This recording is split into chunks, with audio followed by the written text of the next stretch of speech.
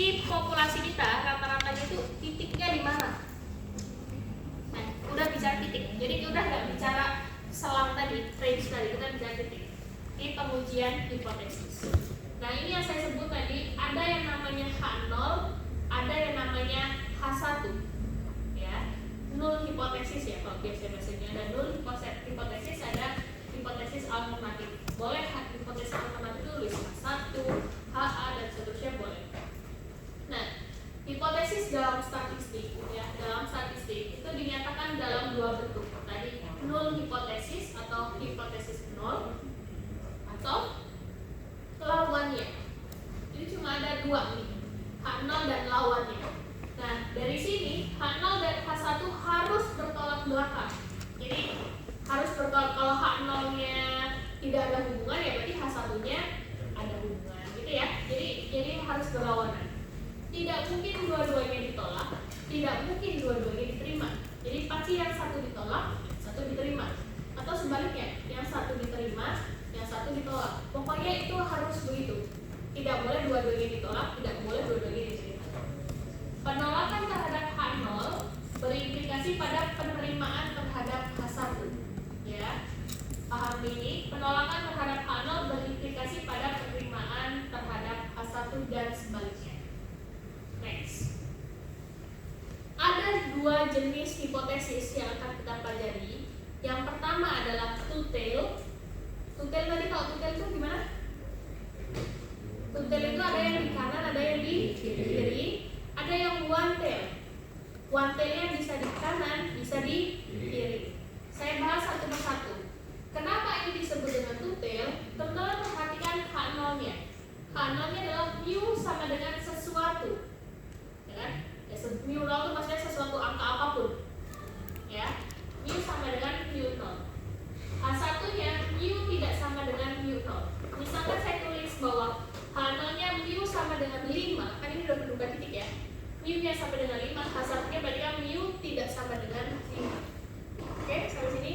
Nah, kalau saya bilang mu tidak sama dengan 5, itu kan bisa lebih dari 5, bisa kurang dari 5. Ya kan? Sehingga arahnya belum jelas. Makanya kita sebut dengan two-tail. Paham sampai sini? Berarti two-tail itu karena arahnya belum jelas. Iya, tidak lebih dari, tidak tahu, kurang dari gitu. Next, kalau yang one-tail, teman-teman cukup perhatikan H1-nya saja. Di H1-nya ini kan sudah jelas bahwa mu-nya kurang dari sesuatu. Berarti kalau kita bicara kurang dari, itu bicaranya kalau yang di sebelah normal dari yang sebelah kiri. Kalau kita bicara mu lebih dari, kita bicaranya yang sebelah kanan. Untuk yang di H0 ini harus mengandung sama dengan. Ya, pahami, harus mengandung sama dengan. Dua-duanya. Dua-duanya harus mengandung sama dengan. Iya, semua H0, apapun H0 harus mengandung sama dengan. Jadi ini dua hipotesis yang berbeda ya. Ini contoh yang one-tail. H0 mu sama dengan, ini teman-teman boleh tuliskan mu sama dengan mu 0 boleh. Tapi H1-nya harus menunjukkan dia one-tail apa two-tail. Gitu. Kalau two-tail yang tidak sama dengan, kalau one-tail itu lebih dari atau kurang dari. H0-nya ya menyesuaikan kebalikannya gitu kan. Kalau di sini kurang dari ya di sini lebih dari sama dengan. Bisa dipahami one-tail dan two-tail? Oke. Karena nanti mengerjakan soal sangat tergantung hipotesisnya apa yang kita gunakan. Teman-teman harus bisa pahami makna soalnya ini lebih dari, kurang dari, tidak sama dengan, lebih dari sama dengan, atau kurang dari sama dengan. Jadi hipotesis yang kita tulis di dalam memecahkan masalah, memecahkan problem, itu sangat tergantung dari kalimat yang diberikan oleh soal tersebut. Yang perlu dipahami bahwa H0 harus mengandung sama dengan. Oke, paham sampai sini? Oke. Ditolak atau di reject. Hipotesis artinya tidak didukung oleh data. Jadi kalau misalnya kita menguji hipotesis ternyata jawabannya ditolak, hipotesis tertentu, artinya data yang kita kumpulkan itu tidak mendukung hipotesis tersebut. Gitu ya. Diterima artinya hipotesis didukung oleh data. Nah, seperti apa? Di sini saya ingin tunjukkan ada, kalau di hukum itu kan kita ada anak hukum di sini? Nggak ada ya. Di hukum itu kan kita menganut asas apa? Praduga tak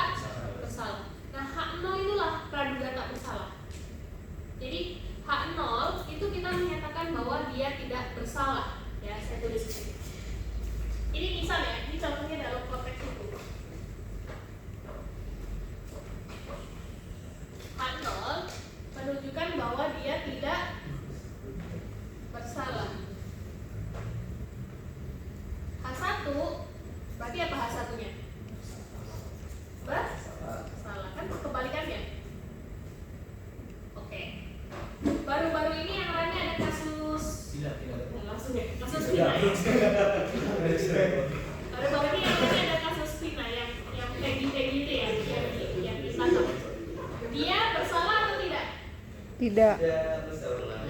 Kalau dia sebelum masuk ke hukumannya kan kita asumsikan dia itu tidak bersalah gitu kan. Baru nanti data-data dikumpulkan gitu ya, kemudian dia ditaruh di pengadilan, dia dibuktikan dia salah atau tidak gitu kan. Kalau salah ya dihukum, kalau tidak ya dibebaskan. Nah, ada beberapa kasus di kasus Vina itu dia sebenarnya tidak bersalah tapi Salahkan. dihukum gitu ya. Dia tidak bersalah tapi dihukum. Artinya dia sebenarnya tidak bersalah nih.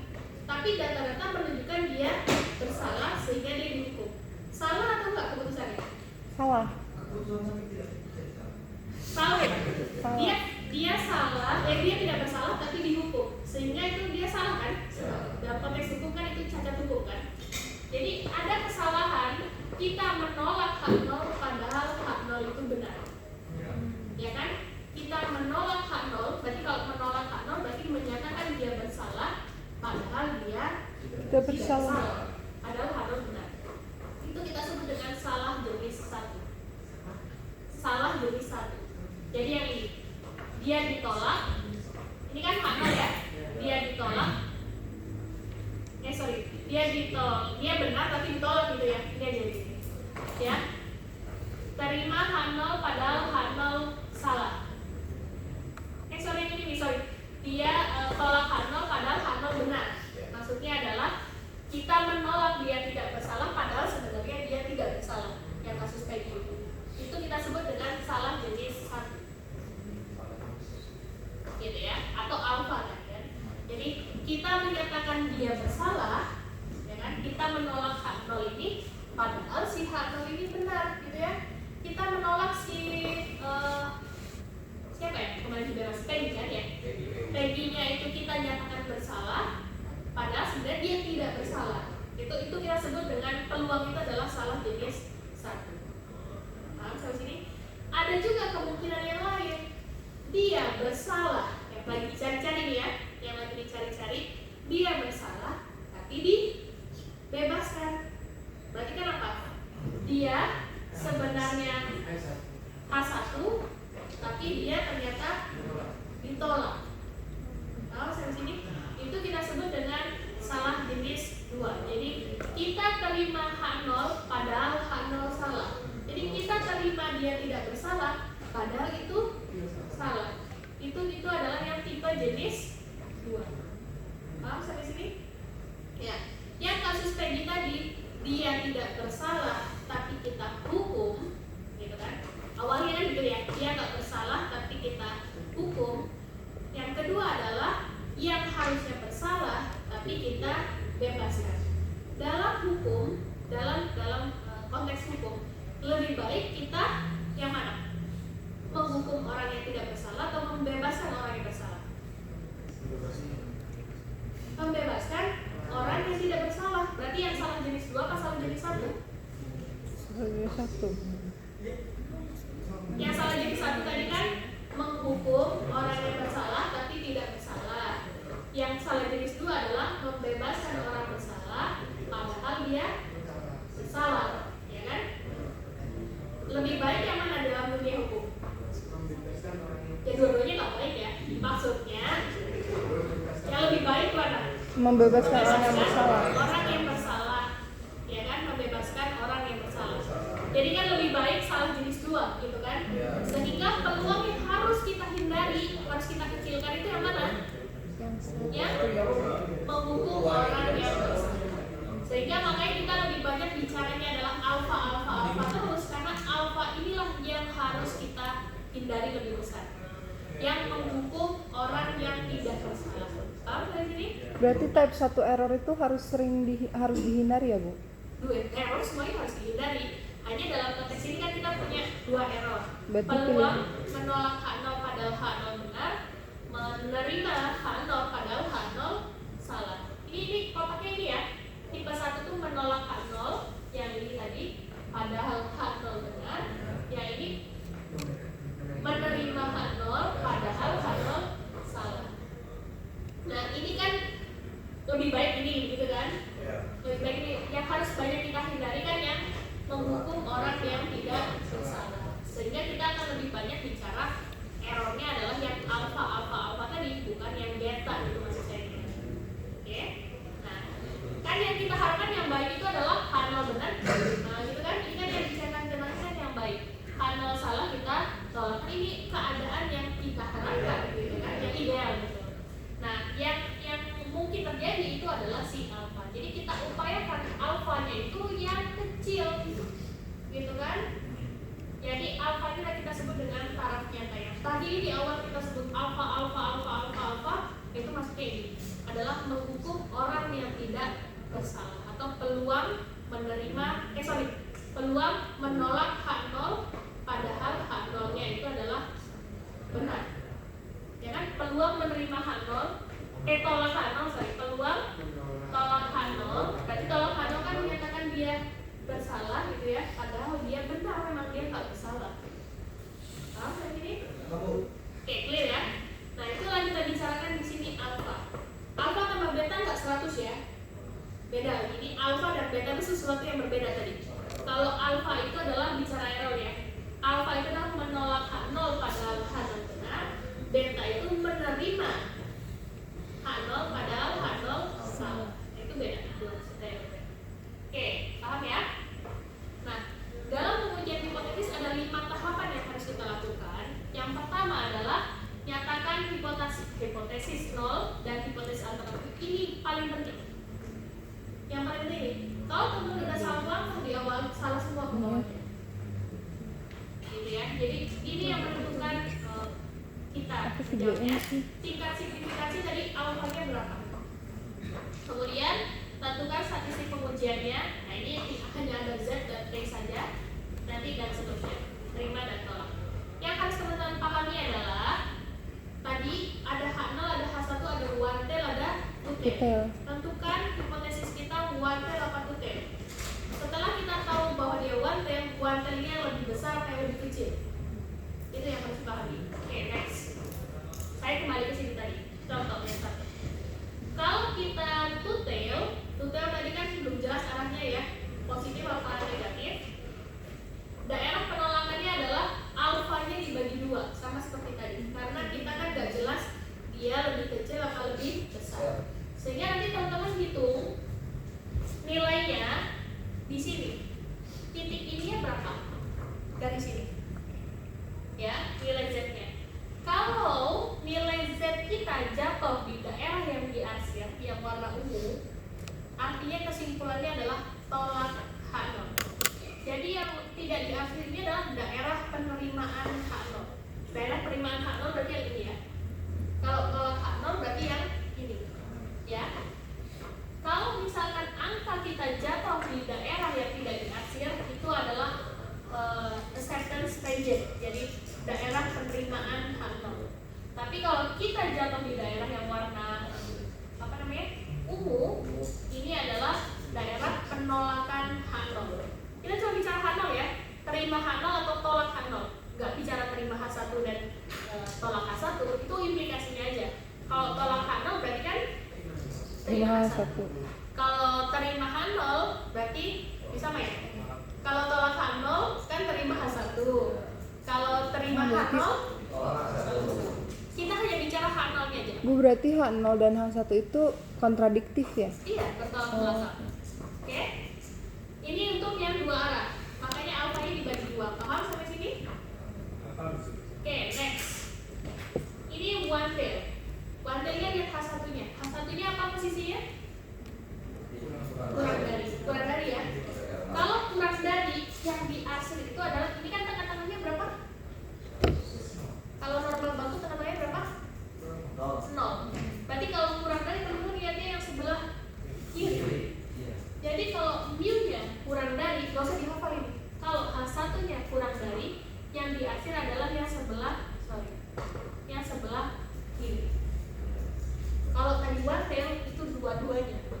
Dan alfanya dibagi 2. Oke? Karena ini one tail, alfanya tidak perlu dibagi 2. Jadi kita hanya bicara yang sebelah kiri. Kesimpulannya apa? Sama kayak tadi. Kalau angka-angka kita jatuh di tempat yang diarsir, kesimpulannya apa? Harus ditolak. Kalau jatuhnya di daerah yang tidak H0 diterima. H0 diterima. Paham sampai sini? Itu untuk yang kurang dari H1-nya. Yang selanjutnya, kalau mu-nya lebih dari, berarti yang diambil sebelah mana? Alfanya tidak perlu dibagi dua. Ini adalah daerah penolakan H0, ini daerah penerimaan H0. Paham sampai sini? Teman-teman hanya cukup ingat H1-nya aja. Oke. Kita masuk ke selanjutnya. Tadi kalau rataan populasi, ini rataan contoh ya. Kalau rataan contoh berarti kan kita ngambil dari contoh gitu ya. Kalau populasi kan ngambil dari data populasi. Teman-teman masih ingat tadi kalau ragam populasi diketahui kita pakainya apa? Z. Kalau ragam populasi tidak diketahui kita pakainya apa? Sama. Ini kita gunakan sama seperti di selang kepercayaan. Contoh. Ini kan kalau untuk selang kepercayaan ini ya tadi ya. Saya nggak bicara, karena nggak perlu menghafal lagi daerah penolakannya itu lebih dari, kurang dari, nggak perlu dihafal, cukup gambarkan aja. Kalau misalkan nanti akan jatuh Z hitungnya jatuh di daerah yang diarsir, itu berarti dia tolak H0. Ya memang ada di sini hafalannya ya, tapi kan kalau menghafal hilang ya, gampang hilang ya. Jadi teman-teman cukup lihat di sini. Karena input tail mu sama dengan mu0, H1-nya mu tidak sama dengan mu0, sehingga ini dibagi dua. Tadi sudah ya ini ya. Nah, dengan asumsi standar deviasi populasi diketahui, teman-teman hitung yang namanya Z hitung ini. Masih ingat Z hitung, cara hitung ini kan sama persis kayak kita hitung yang minggu lalu ya. Hari Kamis ya betul ya? Kamis betul. Kamis ya, sorry. Kamis minggu lalu kita kan hitung ini ya. Nah, hitung di sini X bar min mu 0 dibagi sigma per akarnya, persis seperti yang sebelumnya. Tolak H0 saat mutlak Z itu lebih dari Z alpha per 2. Ini boleh dihafal, boleh nggak? Kalau saya lebih memilih nggak menghafal, tapi saya ingat tadi yang kalau daerah penolakannya, kalau tutil itu yang kanan dan yang kiri. Cukup itu aja, nggak perlu dihafal ini. Next, contoh. Label hand sanitizer menunjukkan bahwa botol tersebut berisi 16 ml. Ya. Standar deviasinya adalah 0,5 ml. Ya, dari populasi ini. Berdasarkan sampel dari 36 botol dari produksi 1 jam terakhir menunjukkan volume rata-rata adalah 16,12 ml. Ini apa? Kata X bar. Ya. Pada tingkat signifikansi 0,05, apakah proses tersebut di luar kendali?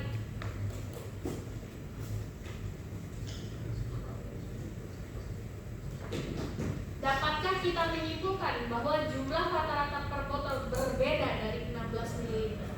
Pertanyaan saya pertama, H0 atau H1 soal ini? Kata kuncinya adalah H0 harus mengandung sama dengan. Soal ini H0 atau H1?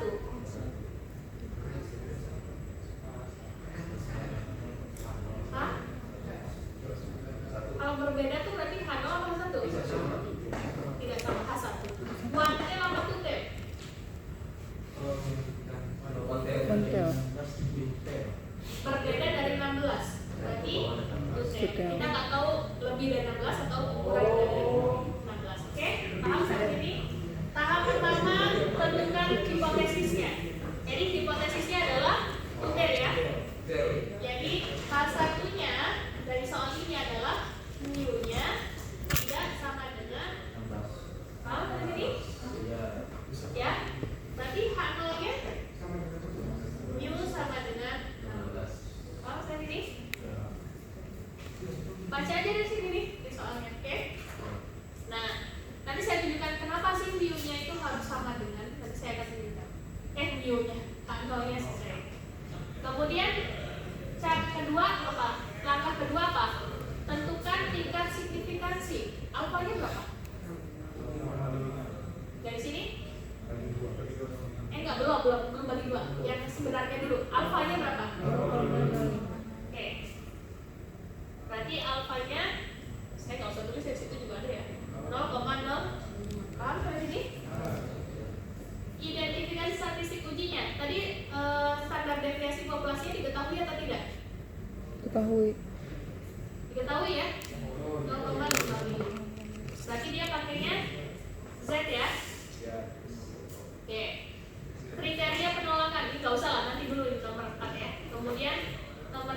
Hitung dulu X bar mu dibagi sigma per akar N. X barnya berapa tadi? Ya, dari contoh kan 16,12. Coba lihat, ulang lagi nih dari soalnya. Kan dari sampelnya 16,12. Tapi kan yang aslinya 16 kan? 16 mana tadi? 16,12 dikurangi 16 dibagi 0,5 per akar 36. N nya kan tadi 36 ya. Ketemunya 1,4. Oke. Ini Z nya 1,44. Paham sampai? Nah, sekarang kita hitung. Ini kan tadi tutel. Ya kan? Kalau tutel berarti Z nya Z alpha atau Z alpha per 2?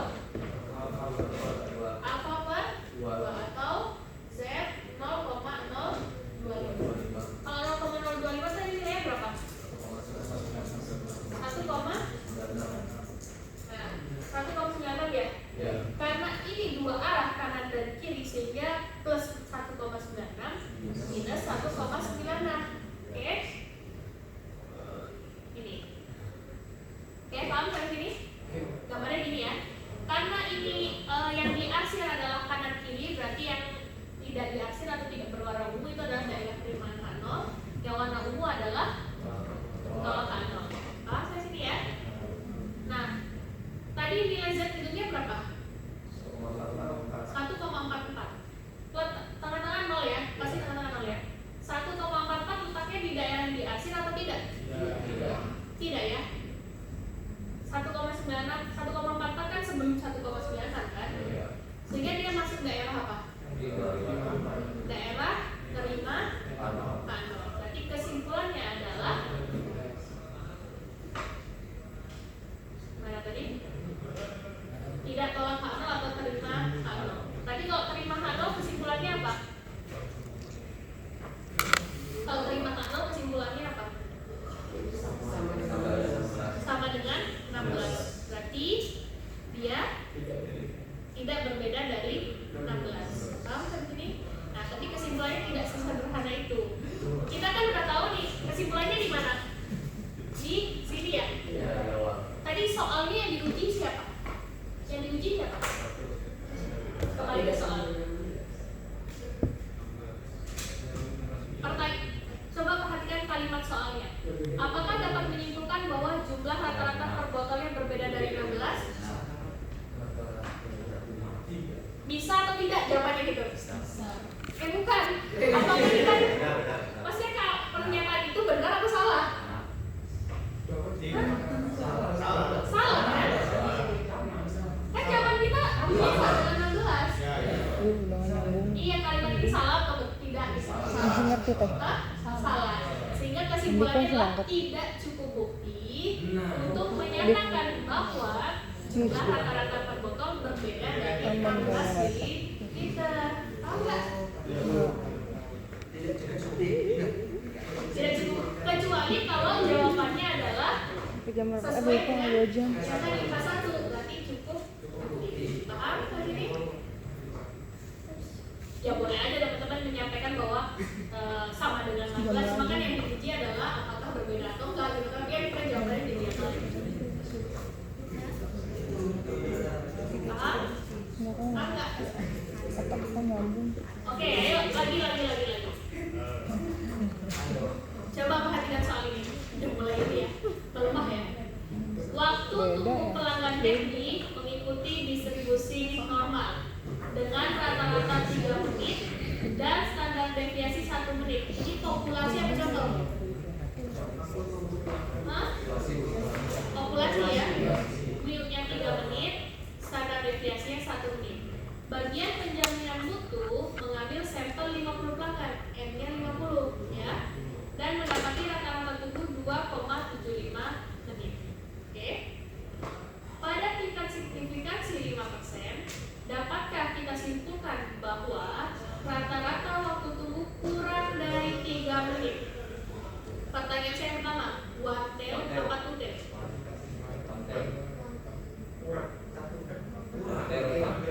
One tail. One tail ya? One tailnya di H0 apa di H1? Ada sama dengannya atau nggak ada sama dengannya?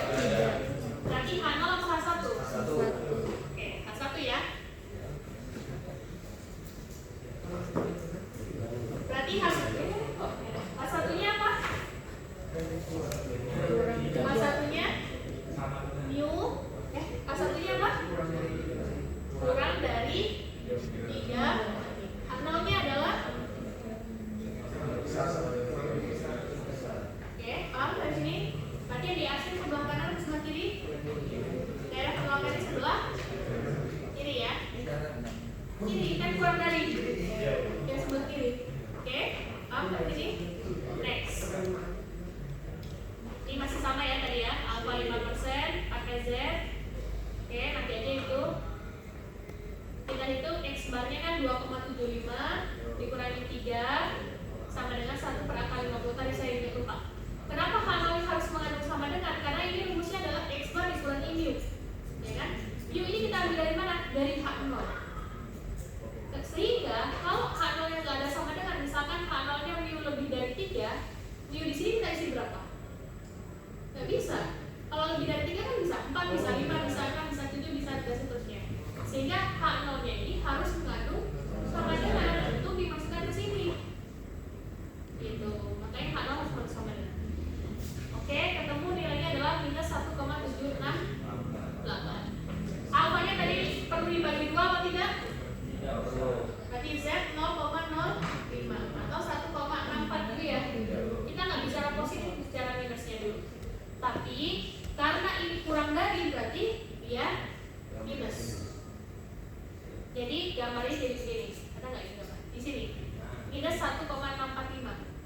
Karena yang karena H1-nya adalah kurang dari ini ya. Oke. Kemudian Z-nya berapa tadi nilainya? Minus 1,7.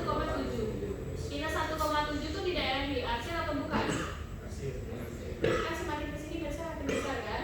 Jadi minus 1,768. Kesimpulannya apa? Tolak H0. Berarti tolak H0 itu yang mana? Yang ini ya. Cukup bukti atau tidak cukup bukti? Dari mana cukup bukti tidak cukup bukti ini? Rata-rata waktu tunggu kurang dari 3 menit, sesuai dengan ini. Berarti cukup bukti untuk menyatakan bahwa rata-rata waktu tunggu kurang dari 3. Clear semuanya? Ada yang masih bingung? Oke? Kita tuh masih jam berapa sih kelasnya? 11 kelas ya, masih banyak ya. Oke. Next. Oke, ada yang ditanyakan? Nah, ini lagi lanjut. Saya cukup teman paham frameworknya ini one tail apa two tail. Ini kalau one tail ini dia H0 apa H1 itu aja yang penting. Kalau hitungnya kan gampang ya. Coba lihat ini. Ukuran, oke, nah ini masih sebaran normal ya. Bank Negara Indonesia menerbitkan kartu kredit IPB. Bisa seorang manajer ingin mengetahui apakah pada tingkat signifikansi 5% rata-rata saldo bulanan yang belum dibayar lebih dari 400.000. Ini pertanyaannya ya. Rata-rata saldo bulanan yang belum dibayar lebih dari 400.000. Pemeriksaan acak terhadap 172 saldo yang belum dibayar menunjukkan rata-rata sampel menjadi 407. Ini X bar ya. Kemudian simpangan bakunya 38.000. Nah, dari sini haruskah Lisa menyimpulkan bahwa rata-rata populasi lebih besar dari 400.000? One tail apa two tail? One tail. Oke. One tail H1-nya apa?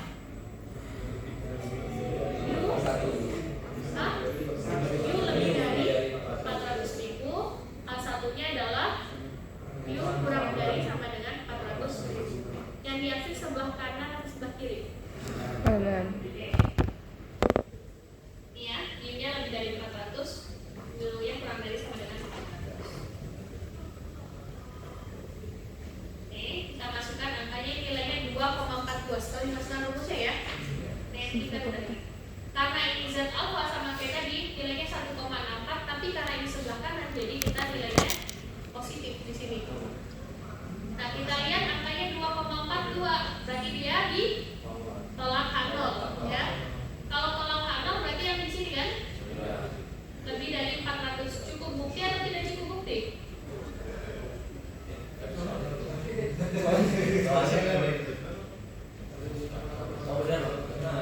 Berarti cukup bukti untuk menyatakan bahwa rata-rata populasi lebih besar dari 400. Oke, nanti ada kok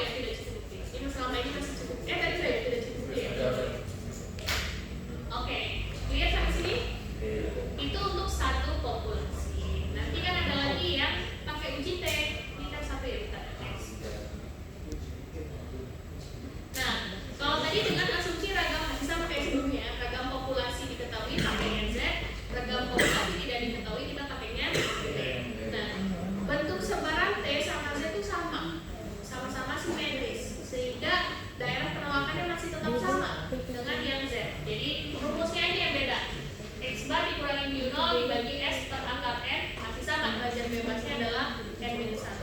Kalau dia two-tail ya alpha per 2, kalau dia one-tail ya alpha. Gitu ya, masih sama persis. Misalnya ini sek ini nggak usah dihafal ya. Kita cukup gunakan grafik aja. Tidak ya, penolakannya ini kalau ditulisan pakai rumus begitu. Kita nggak usah. Coba lihat ini. Batasan yang ditentukan oleh pemerintah terhadap emisi gas CO kendaraan bermotor adalah 50 ppm. Sebuah perusahaan baru yang sedang mengajukan izin pemasaran mobil diperiksa oleh petugas pemerintah untuk menentukan apakah perusahaan tersebut layak diberikan izin. Oke? Berarti layak diberikan izin kalau apa? Tidak lebih dari 50 ppm. Jadi kurang dari apa kurang dari sama dengan? Kurang dari sama dengan. Oke. Sebanyak 20 mobil diambil secara acak dan diuji emisi CO-nya dari data yang didapatkan rata-ratanya 55 dan ragamnya 4,2 dengan menggunakan taraf nyata 5%. Layakkah perusahaan tersebut mendapat izin? Yang diuji one-tail apa two-tail? One-tail. One-tailnya H0 apa H1-nya?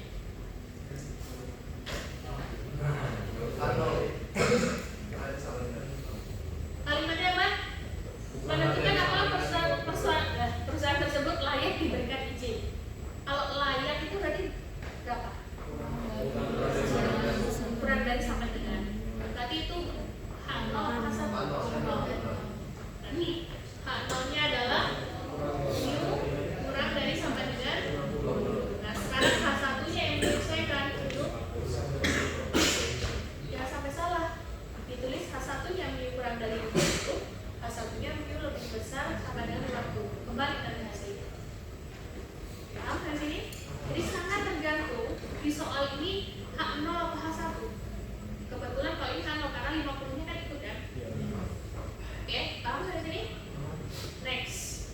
Sama ya, kurang dari mu lebih dari 50. Hitung T hitungnya ketemunya 10,91. Nah nanti kita cari T alpha itu dibagi 2 apa tidak?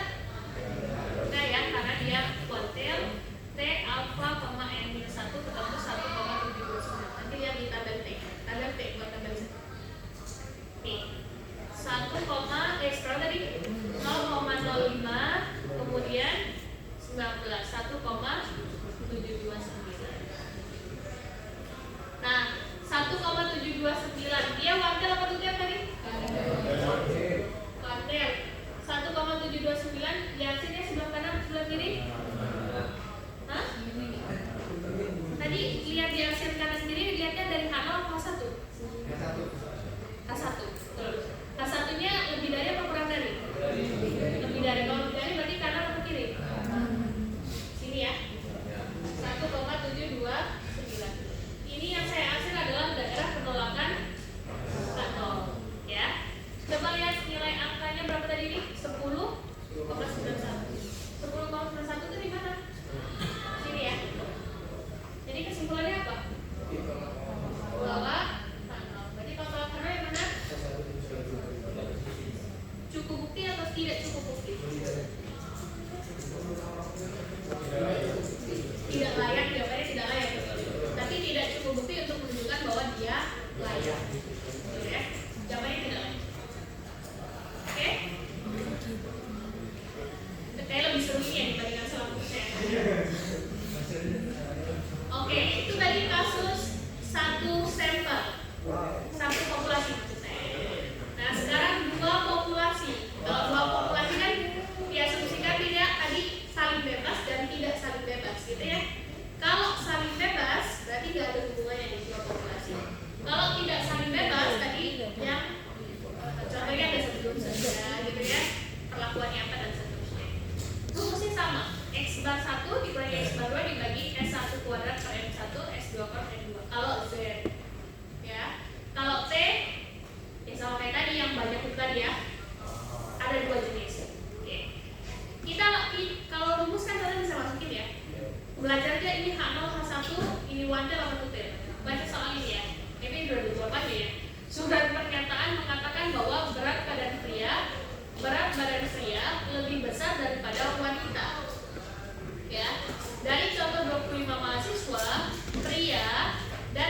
wanita diperoleh rata-rata masing-masing 65 kg dan 58 kg.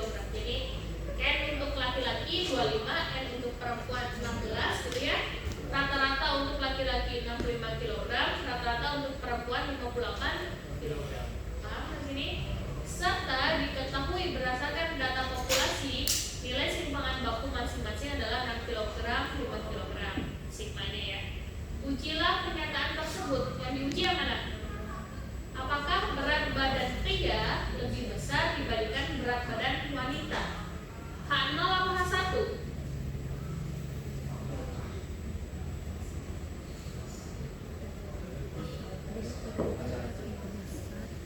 Kalau lebih besar? Wantel apa tutel? Berarti tulis bahwa asumsikan saya tulis bahwa 1 itu laki-laki, 2 itu perempuan gitu ya. Nanti harus ganti tanda. Boleh sih teman-teman tulis L sama P boleh aja. Ini contoh aja. Jadi H1-nya apa? Mu1 kurang dari Mu2 kan gini ya. Mu1 lebih besar Mu2 gitu ya. Ini kan bisa aja saya tulis Mu1 dikurangi Mu2 lebih dari 0 kan gitu ya. Sama aja kan? Makanya kenapa di sini. H0-nya berarti H0-nya apa? Mu1 dikurangi Mu2 kurang dari sama dengan. Boleh ya kalau mau tulis cuma sama dengan boleh. Yang penting H1-nya harus benar. Oke. Berarti ini daerah penolakannya satu arah atau dua arah? Satu. Yang sebelah kanan atau sebelah kiri? Kanan, karena lebih masih sama, lebih turun berarti masih sama. Jadi arti sebelah kanan. Berarti nanti yang diarsir adalah daerah penolakannya Z alfa ya, bukan alfa per 2 karena kan satu arah. Berarti berapa ini? 1,64 ya? Iya, ini adalah daerah penolakan. Setelah begitu, Z bentuknya berapa? 4,04. Di mana tuh? Kesimpulannya apa? Tolak H0. Berarti kalau tolak H0 ini kan? Cukup bukti atau tidak cukup bukti? Cukup bukti untuk menyatakan bahwa berat badan pria lebih besar daripada wanita. Oke? Oke? Next. Nah, ini kalau tadi ragam populasi diketahui. Kalau ragam populasi tidak diketahui, kita pas banyak ya, jangan menyerap ya. Karena kita nggak akan sampai jam 11 itu. Bentar lagi udah selesai. Nggak nyampe deh ya isinya. Ini soalnya kalau iya, kita udah pertemuan ya. Karena 2 pertemuan membahas sesuatu yang Biasanya aku udah ngawang-ngawang ya.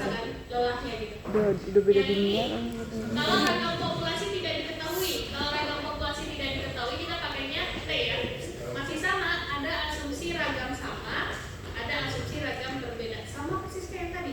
Perhitungannya pun sama persis. Kalau misalnya ragamnya sama, kita akan hitung dulu gabungannya terus kita masukkan ke sini. Derajat bebasnya N1 masih sama, derajat bebasnya N1 plus N2 minus masih sama persis. Oke, asal begini. Coba perhatikan soal ini. Sebuah penelitian terbaru membandingkan waktu yang dihabiskan untuk belajar seminggu antara siswa dari 2 kelompok belajar, ya. Sampel 15 siswa dan seterusnya, sampel 12 siswa dan seterusnya. Ada kelompok hijau, kelompok biru. Pada tingkat signifikansi 5%, dapatkah disimpulkan bahwa siswa kelompok biru belajar lebih banyak per minggu? Wantel apa tutel? Wantel. H0 apa H1? H1 ya? H1-nya adalah H1-nya apa? Biru. Yang biru dulu aja sesuai soalnya. Biru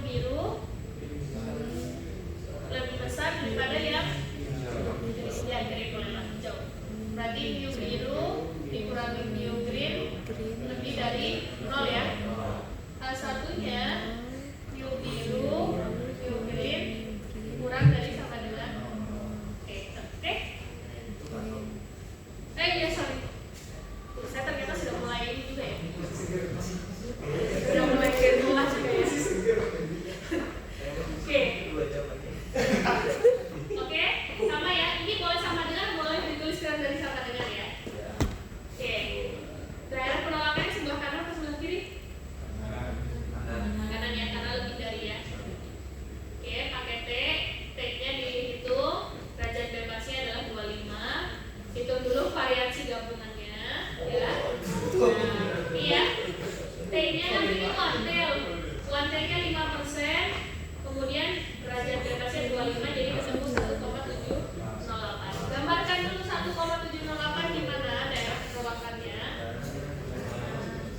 kanan tuh ya. bisa Ini dipakai nggak sih?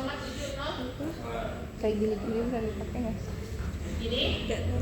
Oke. Dari sini. Oke, hitungnya 1,63. 1,63 berarti gimana? Sebelum ya.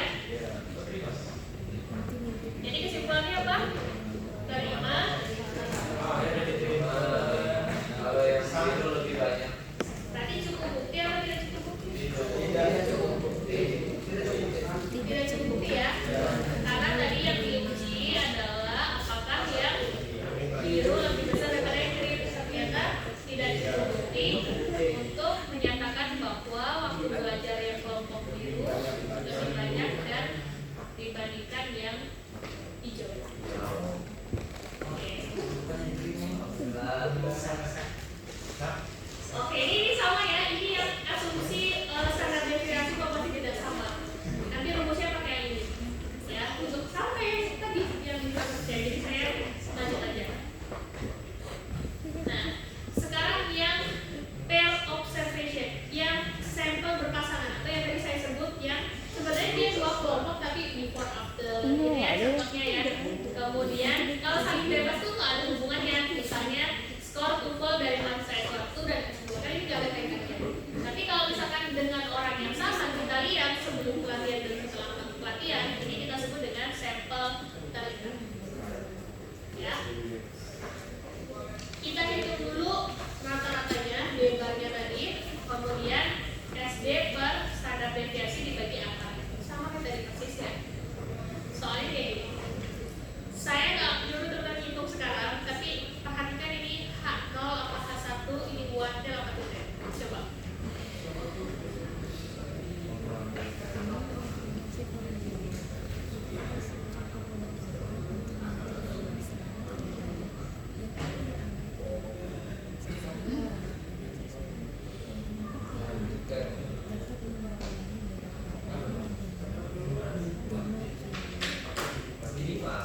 Minimal berarti kurang sama dengan Hewan. sama dengan Ano. minimal 5 kilo berarti 5 kilonya kan kurang dari sama dengan kan iya kurang dari sama dengan berarti hanol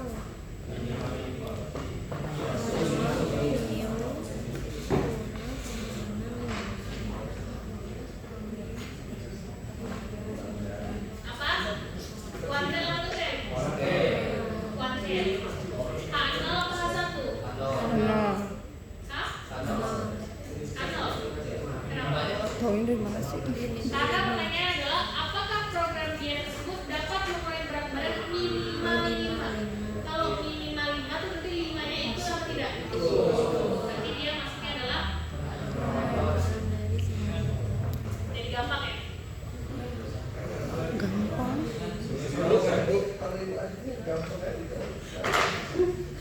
H0, H1.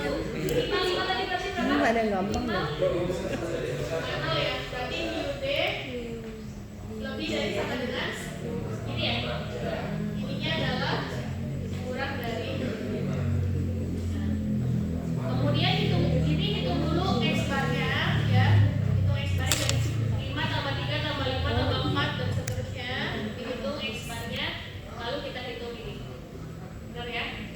D barnya adalah 5,1, standar deviasinya 1,2. Nih, nanti itu pakai Excel aja boleh. Ya.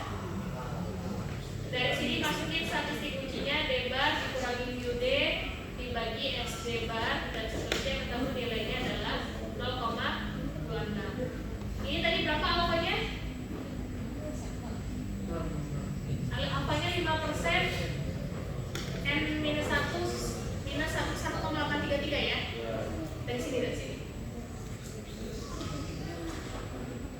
Nih, alfanya 5%. Terus berapa tadi? 9 ya? 1,83. Ini ya daerah diaksirnya sebelah kiri atau sebelah kanan? Udah mulai ini ya? Lola. Kalau sebelah kiri dikasih Masih dia baru masuk kok. minus 1,83. Jadi bukan 1,83 juga diaksir semua. Berarti yang nanti yang mesti minusnya. dapat ini lagi tuh supaya Oke. Tadi yang hitungnya berapa nilainya? Yang hitungnya 0,26 itu di mana? Ini ya. Siapa sih Simpulannya yang apa? nyiptain? Terima kali 0 berarti ini ya. Cukup bukti apa tidak cukup bukti? Oh, Cukup bukti untuk menyatakan bahwa dapat mengurangi berat badan minimal 5 mau aku Oke, deh program tadi dia saya kan ya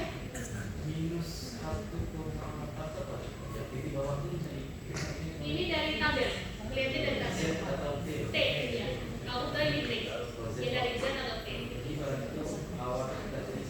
tadi cara lihat tabel Z apa ya mau? 0,26, nah ini dimasukkan jadi dari itu kalau rumusnya di sini. Tergantung apa soalnya.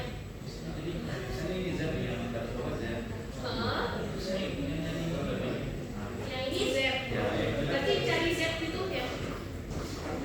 Yang rumus kita cari itu kan untuk menghitung Z-nya. Yang ini, kalau ini kan kita lihat dari tabel. Tapi kemarin dia bilang kalau anak-anak sekolah itu kan Yang mana?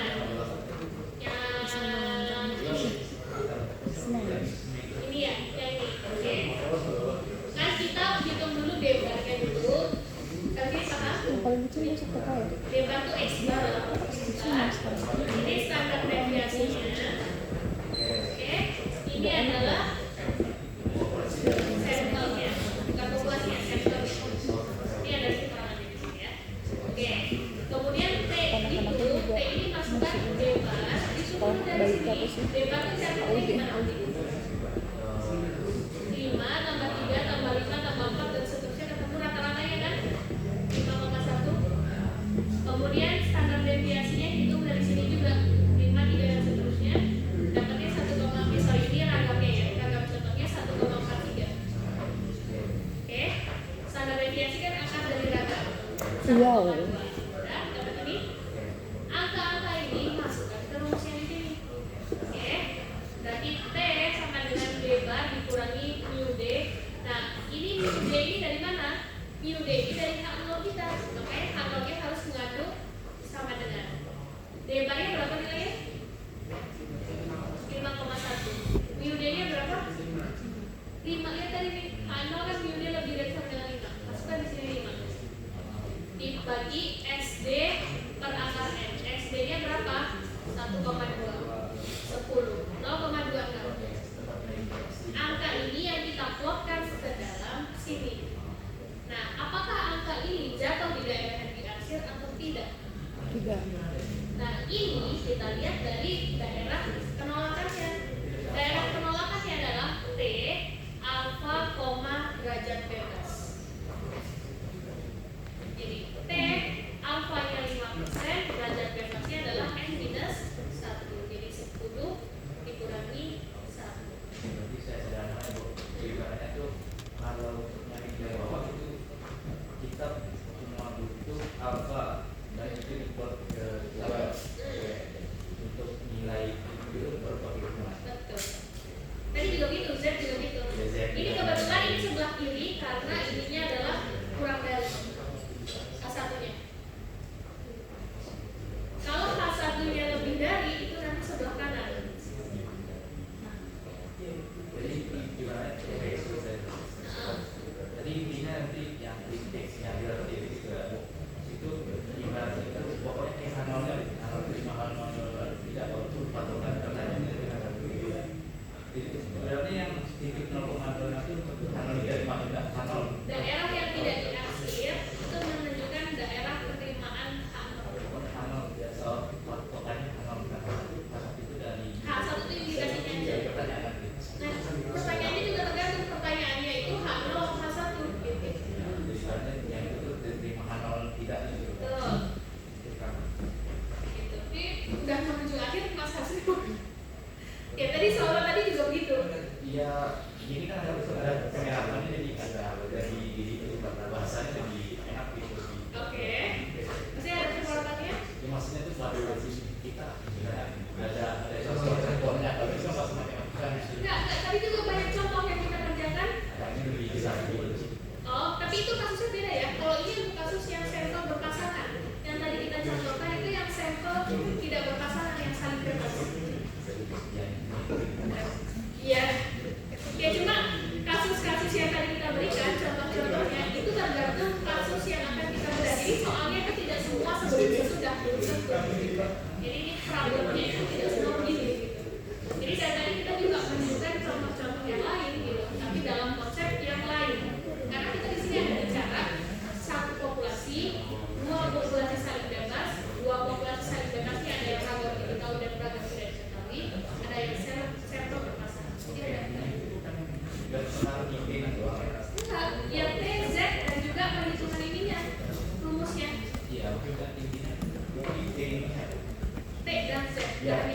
ini titiknya gitu. Nggak sampai titik ya. Ini yang menghitung ini angka. Di situnya kan beda. Iya. Di rumus tadi kan. Iya. Kasusnya misalnya ada bebas ini kan itu kan. Itu yang bedanya. Dan hipotesisnya. Ini hipotesisnya kan nggak hanya mu deh. Tadi kan mu1 dikurangi mu2 dan seterusnya. Gitu ya. Oke? Oke ya. Yang lain? Cukup? Oke. Yang mana tadi?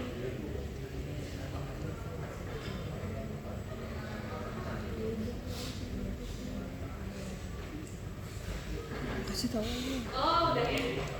Ini udah yang terakhir nih. Ini coba perhatikan soal ini. CV air kurban menyatakan bahwa kambing-kambing kurban yang mereka sediakan memiliki rata-rata bobot 48 kg. Ini ada nih. Pemeriksaan terhadap 15 ekor kambing memberikan data bobot sebagai berikut. Oke ya. Dengan taraf netral 5%, apakah pernyataan CV air kurban didukung oleh data yang ada? Apa tadi? Yang akan diuji apa? Bahwa kambing-kambing kurban mereka sediakan memiliki rata-rata bobot 48 kg. Ini kasus satu populasi atau dua populasi? Satu populasi, ya kan? Karena hanya Kambing. CV air kurban saja. Oke. Itu Dari sini populasinya kuantil apa sampelnya, tutel? bukan kambingnya. Kuantil apa tutel yang mau diuji?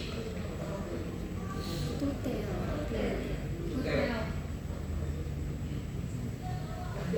Bahwa kambing-kambing kurban yang mereka sediakan memiliki rata-rata 48 kg.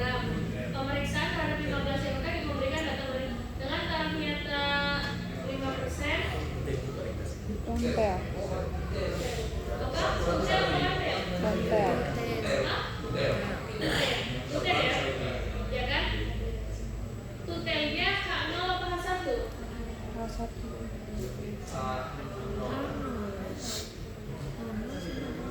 Tutelnya H0 apa H1?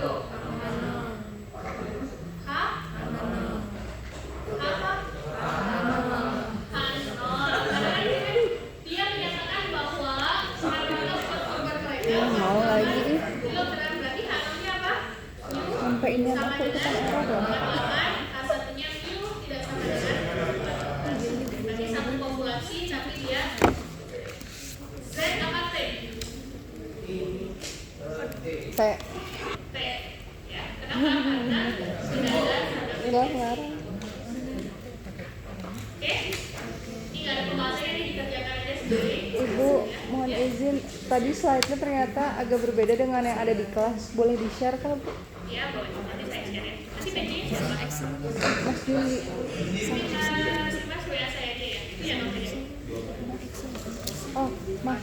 Sama Excel juga katanya. Sama Excel juga. Nanti catat aja nanti ya. 085 Kita error ya dia. 35 Kan error dia. Ini dari tadi ternyata ngerekam udah kayak begini. Oke, Jadi aku ngerekam langit-langit bukan ngerekam penjelasan ibunya. coba aja. Gak hanya soalnya